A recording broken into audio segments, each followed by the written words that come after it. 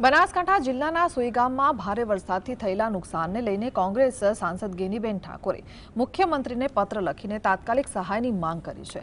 છેલ્લા 2 દિવસથી સતત ભારે વરસાદના કારણે ખેડૂતોના પાકને વ્યાપક નુકસાન થયું છે, જેનાથી ખેતી આધારિત અર્થતંત્ર ધરાશાયી થયું છે। ગેનીબેન ઠાકોરે પાક નિષ્ફળ જવાથી અસરગ્રસ્ત ખેડૂતોને યોગ્ય વળતર અને તાત્કાલિક આર્થિક સહાય આપવાની માંગ કરી છે। આ ઉપરાંત અસરગ્રસ્ત પરિવારોને તાત્કાલિક રાહત સામગ્રી, અનાજ, દવાઓ અને કપડાં ઉપલબ્ધ કરાવવાની પણ વિનંતી કરી છે।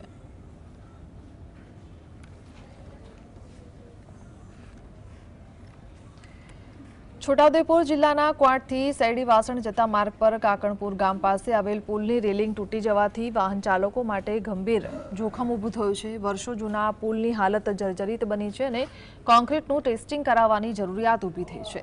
સ્થાનિકો મુજબ પુલ પરથી પસાર થતી વાર કોઈપણ વાહન ચાલકે સ્ટીયરિંગ પર કાબુ ગુમાવશે તો સીધો નદીમાં ખાબકી જશે। આ માર્ગ પર રોજના અનેક વાહનોની અવરજવર રહે છે અને આશરે 50 જેટલા ગામોને જોડે છે। તેથી તંત્ર દ્વારા તાત્કાલિક રેલિંગનું પુનર્નિર્માણ કરવામાં આવવું જોઈએ।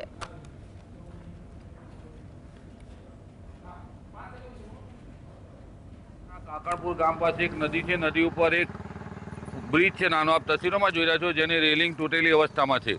આ રેલિંગ તૂટેલી હોવાથી ગમે ત્યારે વાહન ચાલક સ્ટીયરિંગ પરનો કાબુ ગુમાવે તો સીધો નદીમાં ખાબકે તેવી સ્થિતિ છે।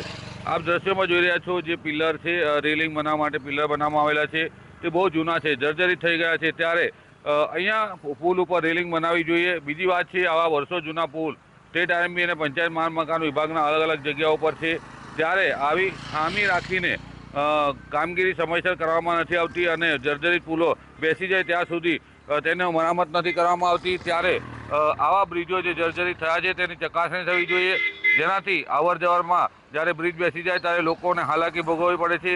હાલ છોટાઉદેપુર જિલ્લામાં અનેક માર્ગો પર બ્રિજ બેસી ગયા છે, તેનાથી લાખો લોકો રસ્તાથી વંચિત બન્યા છે। રફીક ધણીવાલા, GSTV, છોટાઉદેપુર।